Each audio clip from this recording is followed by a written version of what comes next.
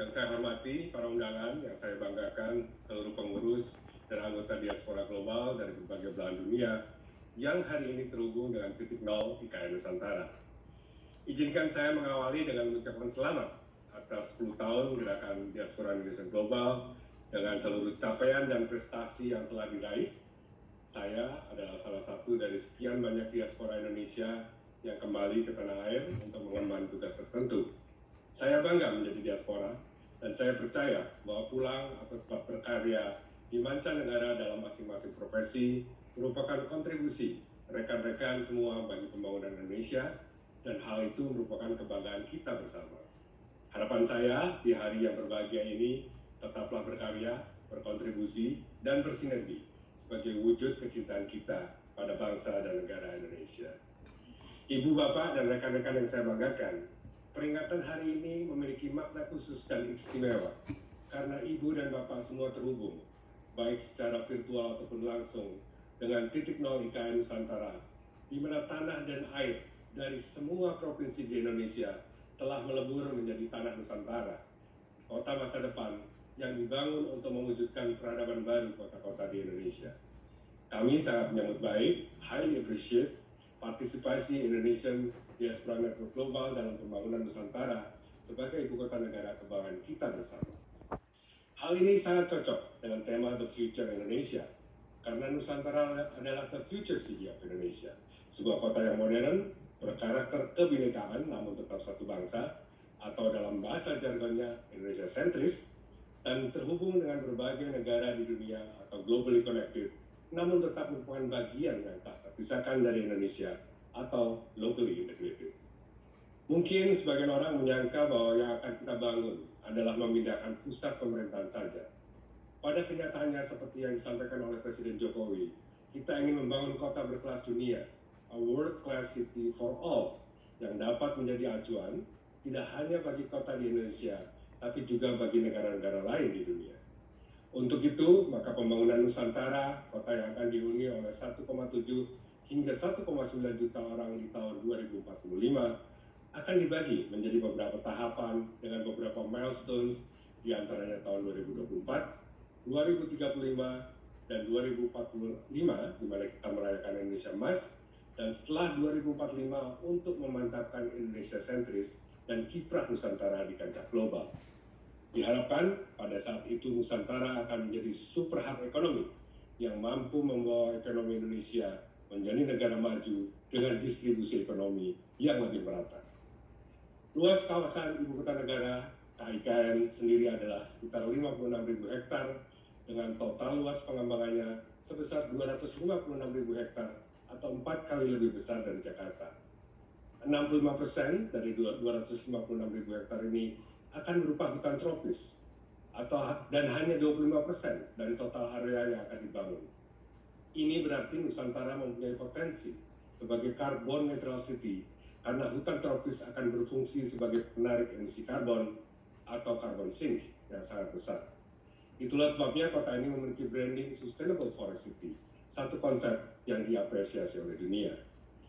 Ibu, Bapak, dan rekan-rekan yang saya banggakan, dari 256.000 hektar area Nusantara, 6.600 hektar diantaranya adalah kawasan inti pusat pemerintahan, di mana sekitar 900 hektar akan kami bangun hingga 2024 yang berupa Istana Presiden, Istana Wakil Presiden, beberapa kantor kementerian, lembaga tinggi negara, berbagai plaza seperti Plaza Kebangsaan, fasilitas TNI Polri, perumahan dan apartemen, fasilitas esensial penunjang lain seperti pendidikan, kesehatan, kebutuhan sehari-hari, dan tempat-tempat hiburan dengan tema yang sesuai dengan kondisi hijau dan ramah lingkungan di Kalimantan. Otorita IKN saat ini sedang melaksanakan persiapan dan selanjutnya pembangunan pemindahan di tahun 2024 dan juga penyelenggaraan pemerintahan menjadi ibu kota negara pada tahun 2024 mendatang. Presiden akan mengeluarkan Kepres, keputusan Presiden pada semester pertama tahun 2024 untuk memindahkan ibu kota negara dari Jakarta ke Nusantara, dan pada saat itulah ibu kota akan berpindah dari Jakarta ke Nusantara. Ibu, Bapak, dan rekan-rekan yang saya banggakan, Presiden Jokowi dalam kesempatan kunjungan beberapa minggu lalu menyampaikan bahwa pembangunan IKN sudah dimulai. Di lapangan, Ibu Bapak dapat dapat melihat intensitas pembangunan yang secara bertahap akan meningkat.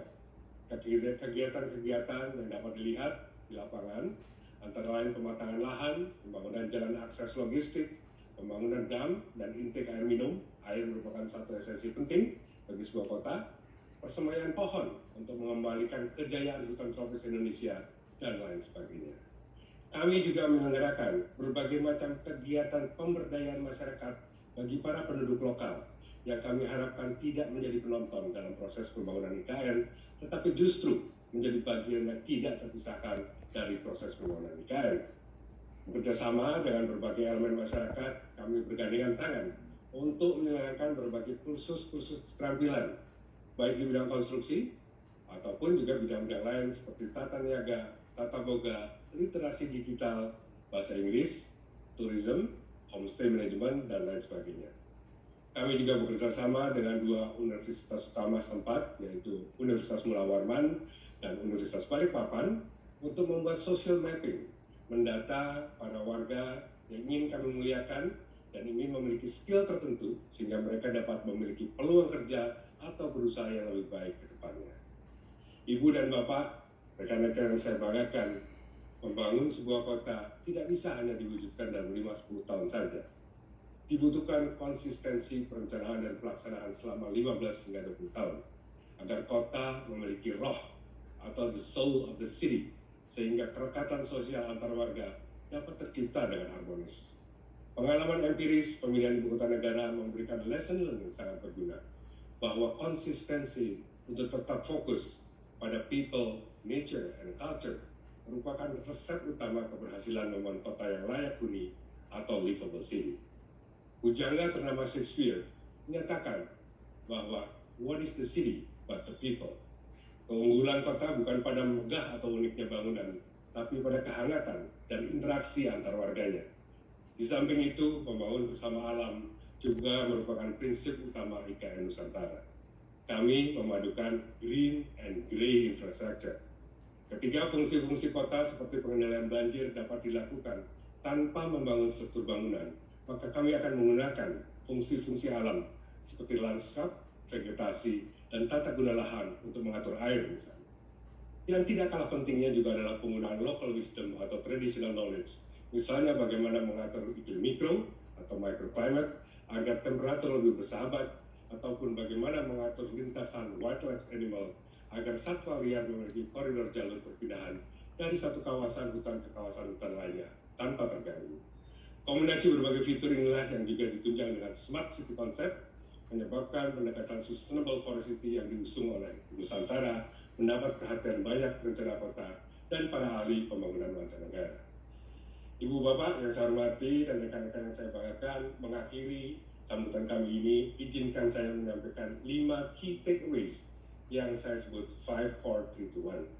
5 adalah karakteristik IKN, green, inclusive, smart, resilient, and sustainable.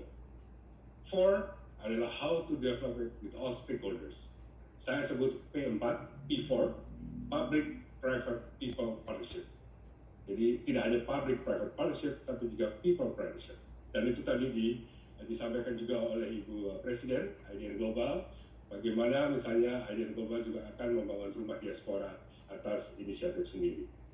3 adalah financing the development is necessary but not sufficient. IKN, I adalah investment, K adalah knowledge, dan N adalah network. Kami butuh semua itu, tidak hanya uang, tetapi juga knowledge dan network.